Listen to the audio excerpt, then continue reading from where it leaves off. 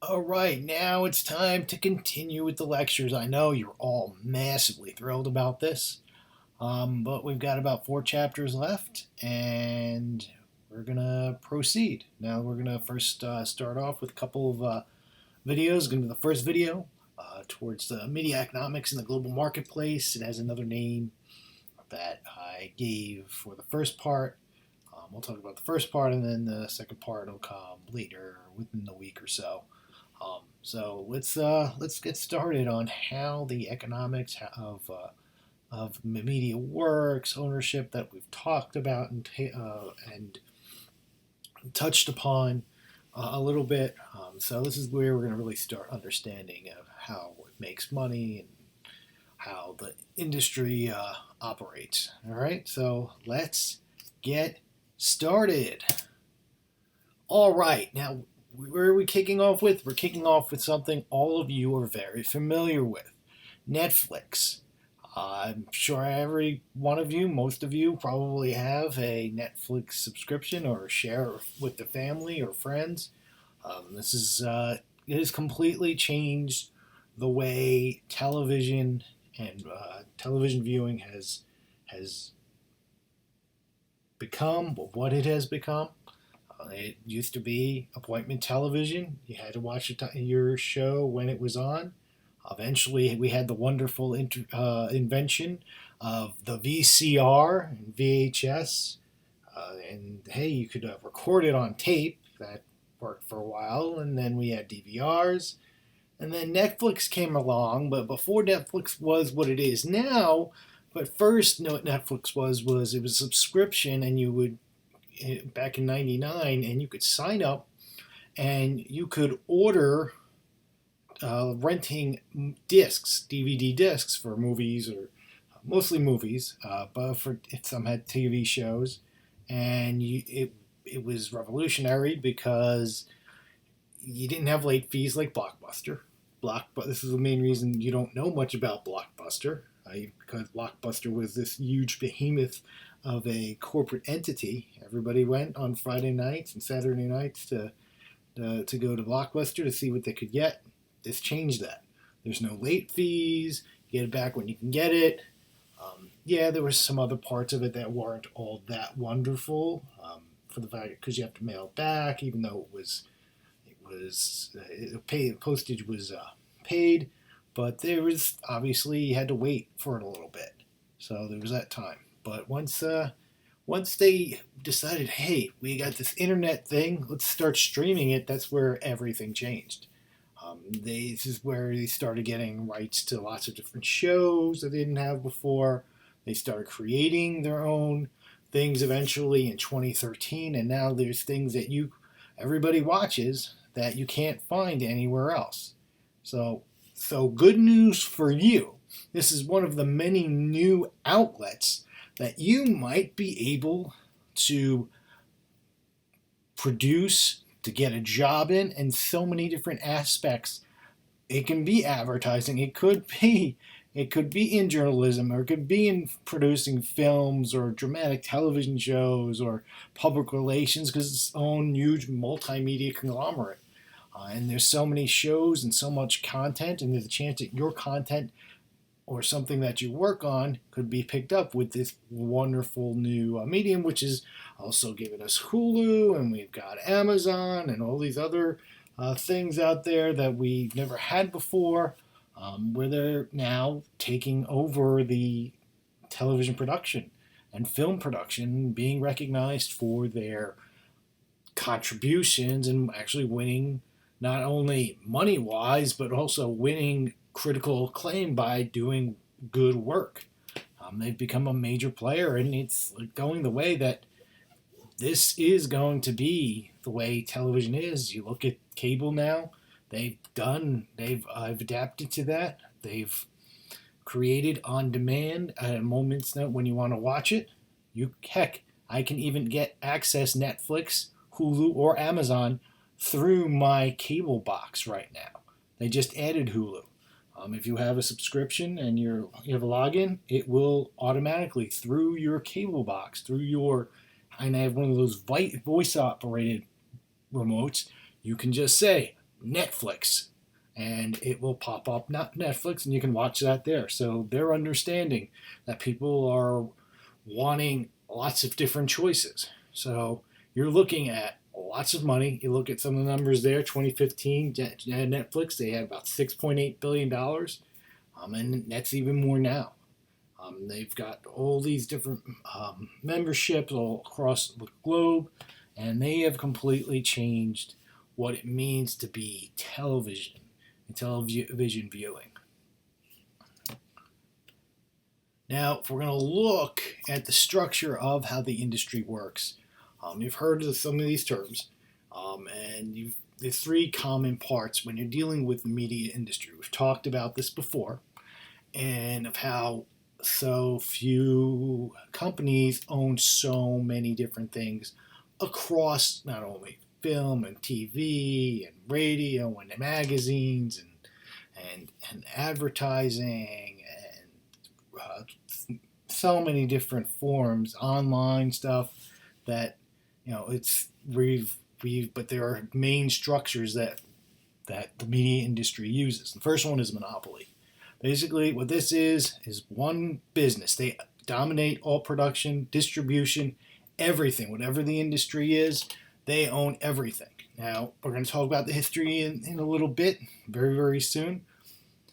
Starting from the late 19th century into the early 20th century, monopolies, trusts, antitrust laws have been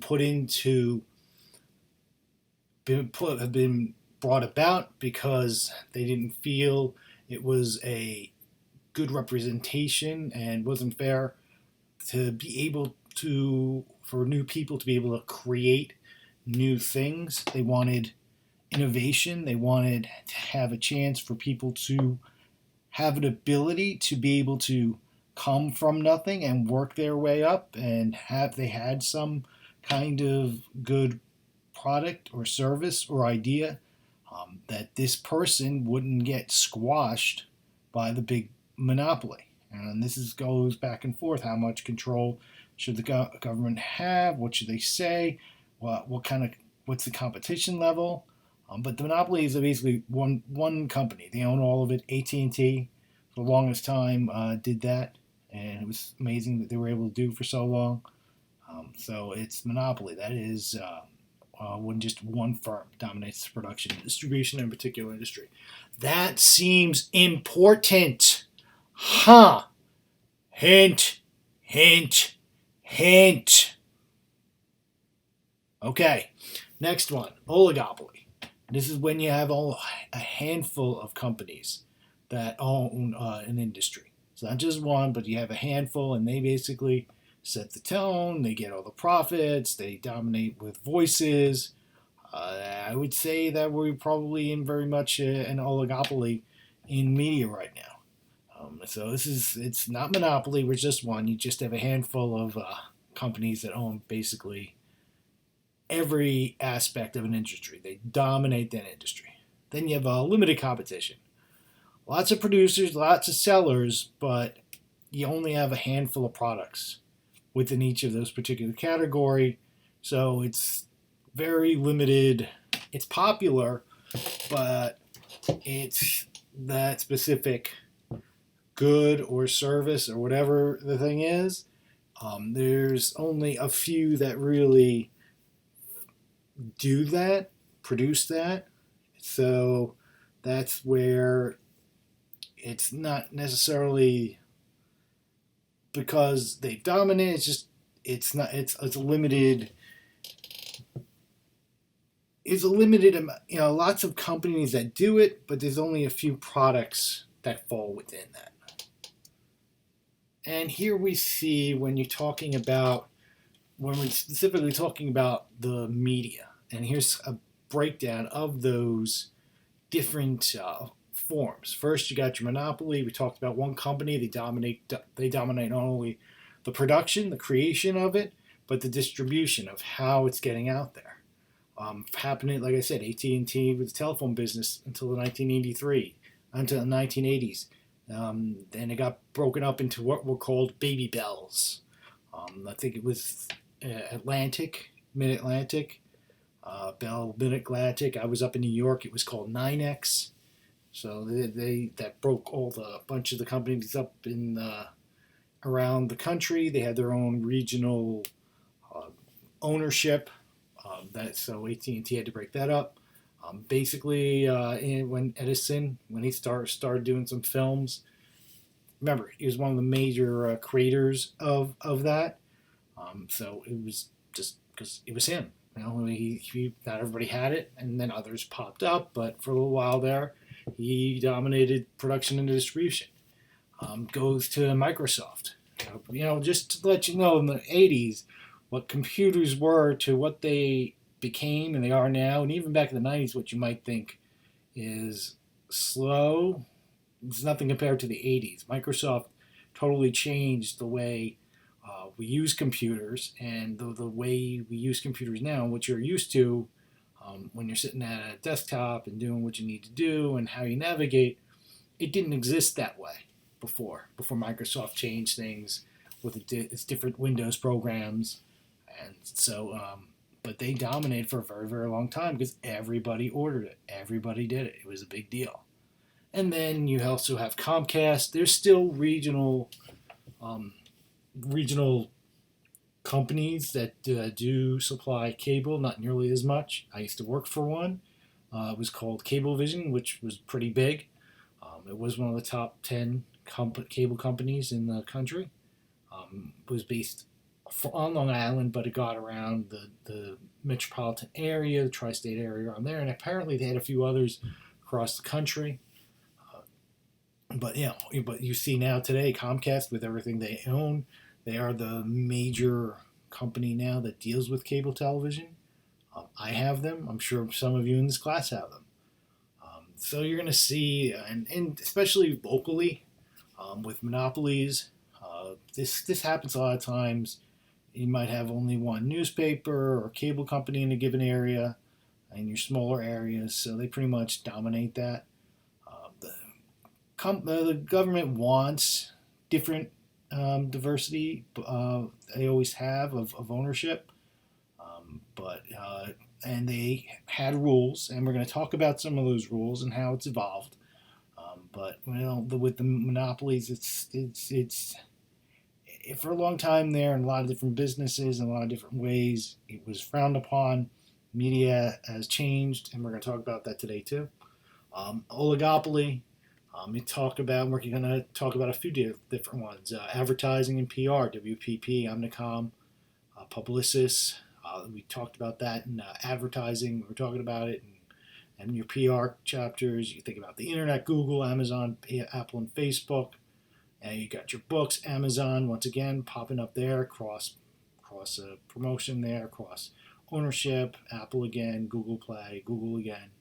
Pandora, Spotify, music, you've got your Sony and your Warner and Universal, video games, and then you see film, and if new theaters, but you're noticing something, hey, they all kind of like, a lot of them have the same name, and that's also what we're going to be talking about, conglomeration and how much they own.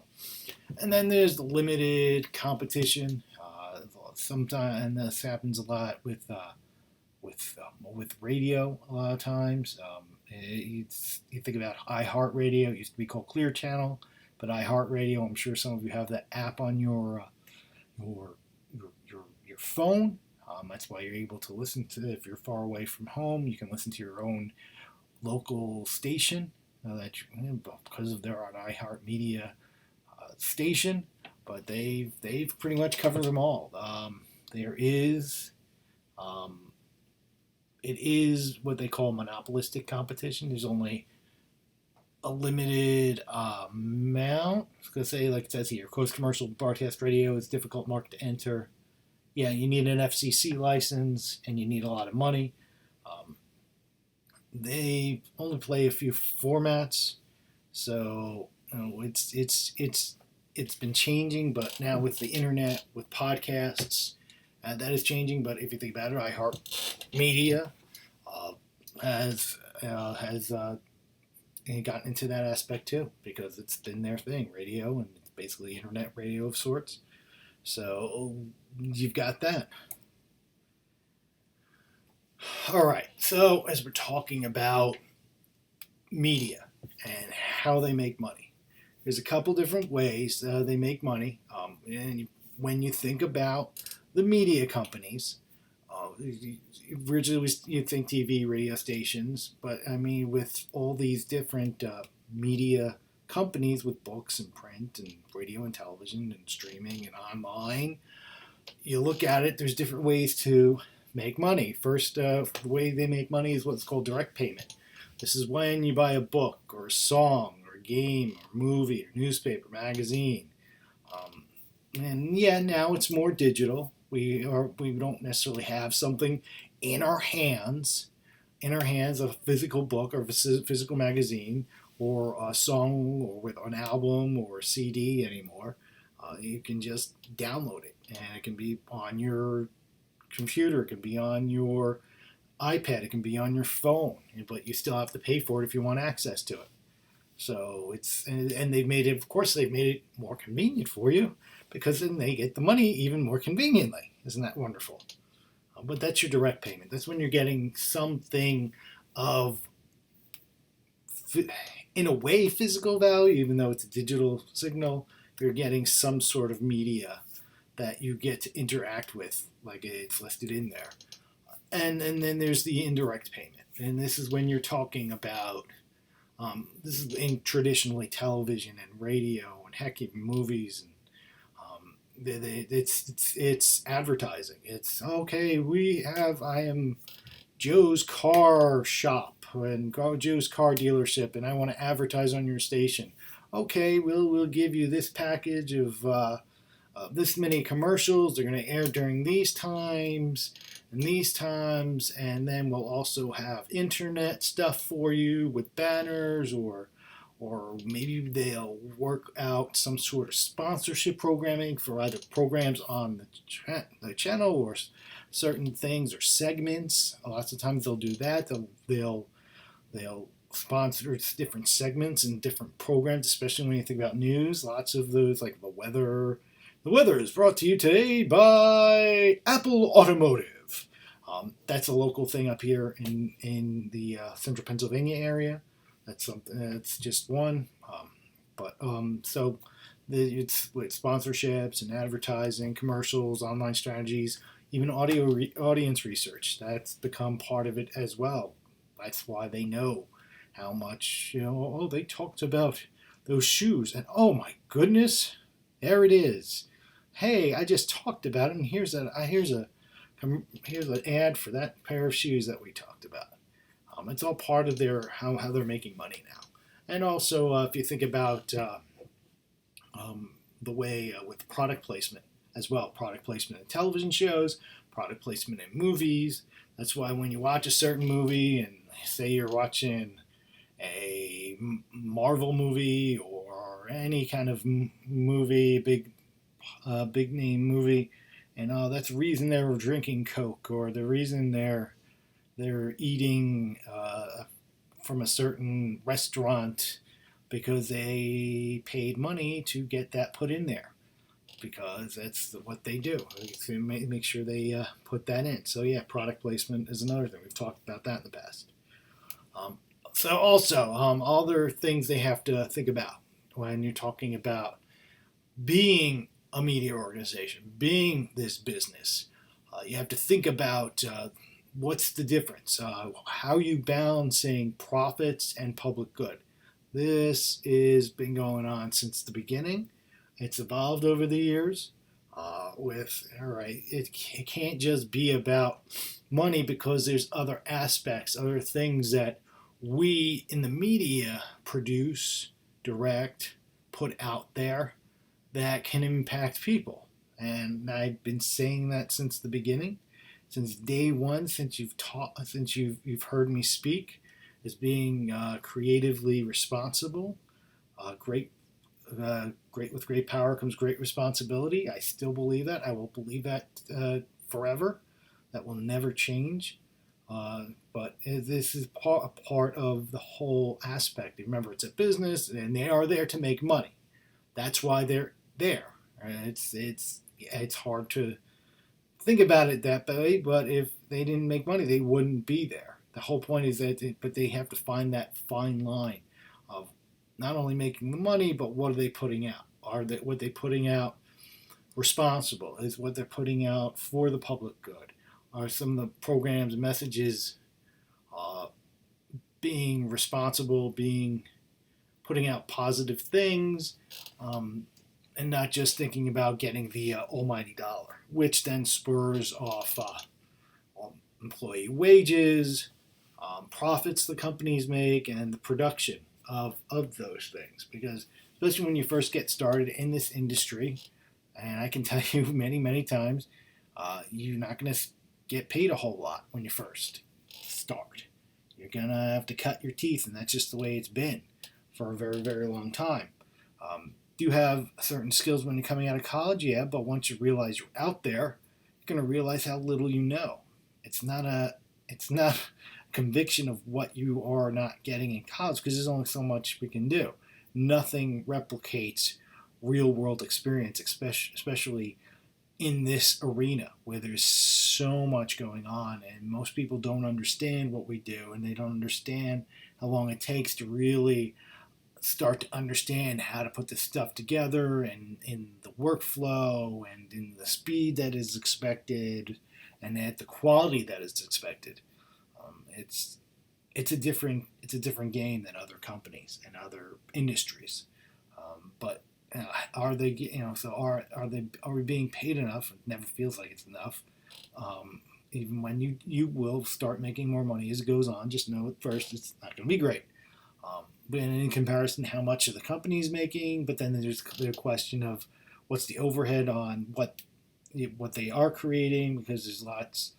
It's an expensive proposition with the technology alone, and then you're dealing with staff, and then you're dealing with travel and food and places to do it, and there's so many other aspects, and so many specialties and so many certain talents that everybody has. So then there's that aspect of it in making the production. And then it comes down to what are these companies creating? Are they being creatively responsible? Are they making sure they're putting out things and information that aren't detrimental to the public? And you can't say that not everybody can say they are or aren't.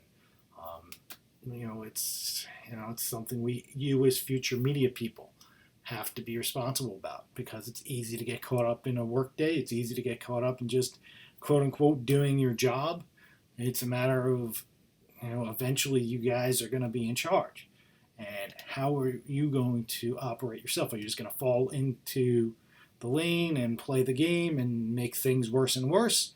Or are you all as a collective going to start saying, hey, we need to make a change here. We have to make sure what we're doing is the right thing. But that's a decision you have to make.